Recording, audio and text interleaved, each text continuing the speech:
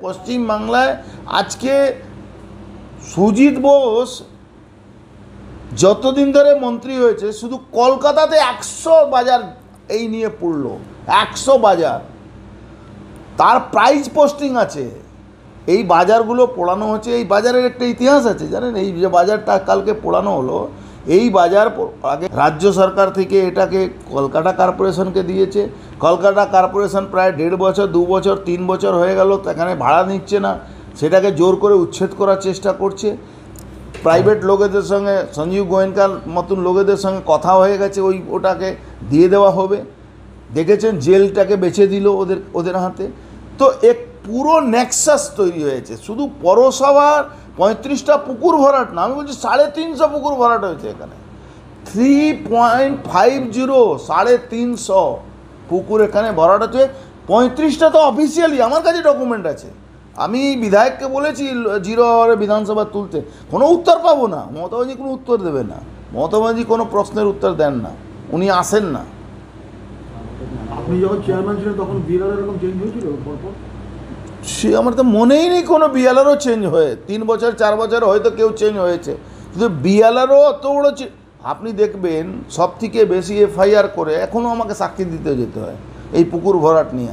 আমি পুকুর যারা কোনো দিন ভরাট করেছে আমি উপড়ে দিয়েছি, ফাইন নিয়েছি, তাদেরকে জেলে ঢুকিয়েছি, বহু কেস আছে, এফআইআর করা আছে। জগদল থানা, ভাটপাড়া থানা আপনি চেক করবেন।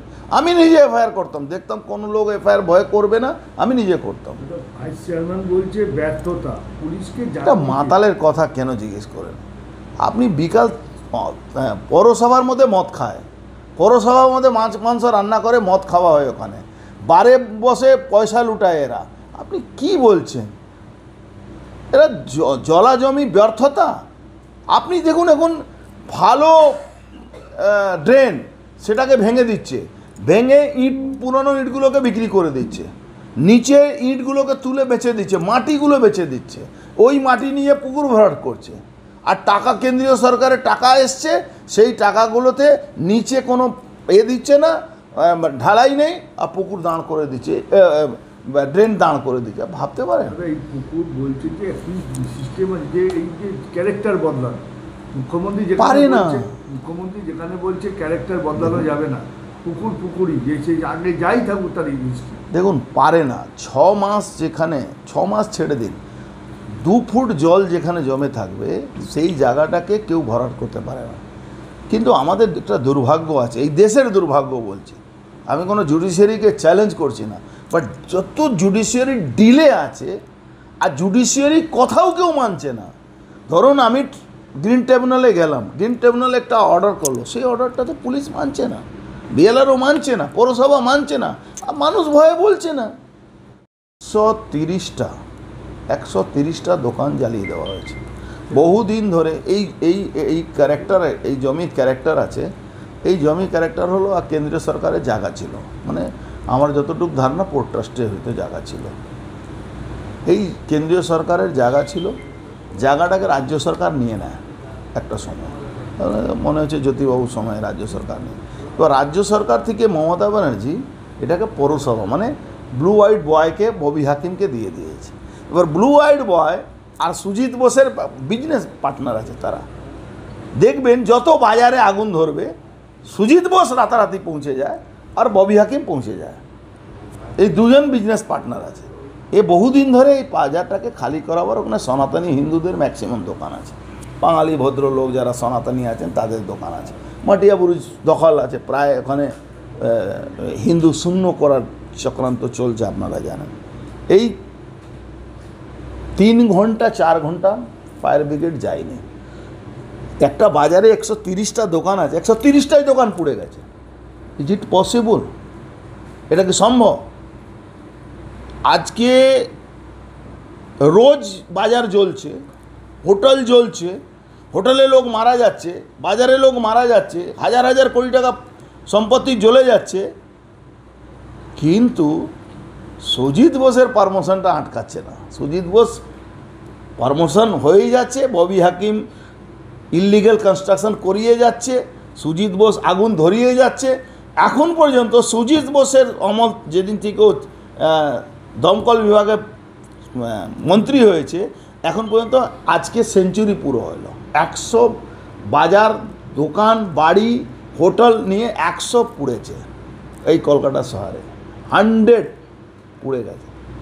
মানে এখন তো ববি হাকিমের অবস্থা আছে কি পয়সা কামাবার ওর আর সুজিতের আর মমতা মানে যে tie up, triangular tie up যে হয়েছে তাতে পয়সার অত মানে এখন কয়লা ফয়লাতে একটু আর গরু পাচারে তো একটু নজরদারি বেশি আছে, সিবিআই ইডি নজরদারি বেশি আছে।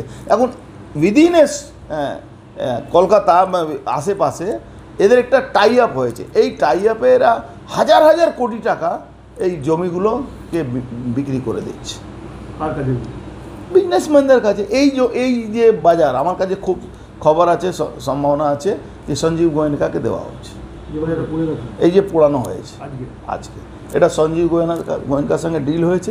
যেরকম ওই জেলটা মমতা ব্যানার্জি বাড়ির পাশে জেলটাকে বিক্রি করে দেওয়া হয়েছে, ওরকম ওই সঞ্জীব গোয়েঙ্কাকে বিক্রি করা হয়েছে। ঠিক সেই কারণে কি এই আগুনের এত ঘন্টা পরেও 200% পরিকল্পিতভাবে। আপনি বলুন একটা বাজারে 130টা দোকান আছে, 130টাই পুড়িয়ে গেল। তারপরে আচ্ছা কি গল্প সাজাচ্ছে, বলছে নাকি ওখানে ফায়ার ব্রিগেড ঢুকে না। আপনি যান, আপনি দেখুন ওখানে ফায়ার ব্রিগেড, আর ফায়ার ব্রিগেডের গাড়ি প্রত্যেকটা দোকানের সামনে তো যাওয়ার দরকার নেই, সে তো জলের পাইপ যায়, তো পাইপ যাওয়ার জন্য গলিতে জায়গা নেই। আমি গেছি ওই বাজারে, আমি পার্টি প্রচারের জন্য ওই বাজারে গেছি, একবার না দুবার না 5 বার গেছি। হ্যাঁ, অনেক পুরনো বাজার, আর 99% সনাতনী হিন্দুদের দোকান আছে এখানে, 99%। এই একটা বাজার বেঁচেছিল, সেটাও শেষ করে। এলাকাবাসীরা সুজিত বোসকে ঘিরে বিক্ষোভ জানাচ্ছে। সুজিত বোসকে পেটানো দরকার ছিল, বিক্ষোভ দেখিয়ে কোনো লোক চামড়া মোটা তো, কত কোটি টাকা, এটা রোল বিক্রি করা লোক। সুভাষ চক্রবর্তী চামচা ছিল, সে রোল বিক্রি করে খেত তখন সিপিএম জামানা, আর সে এখন হাজার হাজার কোটি টাকা মালিক আছে, হাজার হাজার কোটি টাকা মালিক আছে। একটা ফাংশন করে কয়েক কোটি টাকা খরচ করে, 1 কোটি টাকা খরচ করে আর 50 কোটি টাকা তুলে। এই যে আগুন নিয়ে কোনো তদন্তের কোনো দাবি জানাচ্ছে, কাকে দিয়ে তদন্ত করাবেন আপনি বলুন তো? সেন্ট্রাল এজেন্সির মতো কোনো সেন্ট্রাল এজেন্সিতে কোর্ট ছাড়া আসবে না কেন? এটা প্রপার্টিটা তো পৌরসভার সুজিত বোস মমতা ব্যানার্জি টাই আপ, এটা তো কোর্টে যেতে হবে। আমি শুভেন্দু অধিকারী মনে হচ্ছে কালকে ওখানে যাবেন, আমি যাব তার সঙ্গে। আমার ওখানে রাকেশ সিং আমাদের যে লিডার আছে তার সঙ্গে আমার সকালেই কথা হয়েছে, তো হয়তো যাবে, দেখা যায় শুভেন্দু অধিকারীর সঙ্গে কথা বলে যদি কোর্টে মামলা করা যায় এটা নিয়ে। কিন্তু আমি আপনাকে বলছি 100 কালকার সেঞ্চুরি পুরো হয়েছে। 100 বার যে লোকটা রোল বিক্রি করতো, আমি চ্যালেঞ্জ করছি, যদি আমি ভুল বলে থাকি আমার নামে কেস করুক। রোল বিক্রি করা লোক এই 14 বছরের মধ্যে কয়েক হাজার কোটি টাকা মালিক কি করে হলো?